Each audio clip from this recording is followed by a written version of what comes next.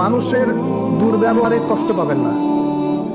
যখন কাছের মানুষটা আপনাকে কষ্ট দিবে, এবং কাছের মানুষ কষ্ট আপনাকে দিবেই, কাছের মানুষটা আপনাকে বেশি কষ্ট দিবে জীবনে, তখন আপনি কষ্ট পাবেন না যদি আল্লাহর জন্য ওদেরকে ভালোবাসেন, যে আমি তো আল্লাহর জন্য এই কাজগুলো করছি, তারা শুকরিয়া আদায় করলেই বা কি আর না করলেই বা, তখন আপনি কষ্ট পাবেন না। দুইজন ব্যক্তি যারা আল্লাহর জন্য পরস্পরকে মহব্বত করে, এই দুইজন মানুষকে আল্লাহ পাক আরশের ছায়া ছায়া দিবেন। পারা যাবে ইনশাল্লাহ।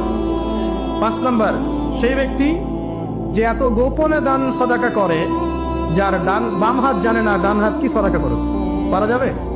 এখন তো যে মাশাআল্লাহ আমার নাম লিখাই আর সদকা করি, তাই না? অমুকে 10,000, অমুক সাহেব 20,000, অমুক 500।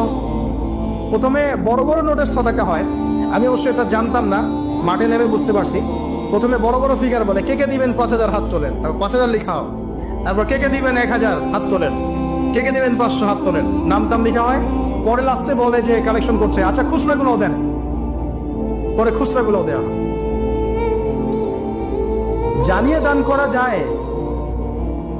অনেক সময় এমন হয়েছে, নবী সাল্লাল্লাহু আলাইহি ওয়াসাল্লাম বলেছেন, কারো ঘরে কি আছে নিয়ে আস। রিয়া চলে আসতে পারে মনের মধ্যে, যে আমি 10,000 দিয়েছি, মানুষ আমার নাম জানলো। রিয়া আসতে সময় লাগে না, কেমন করে আসে?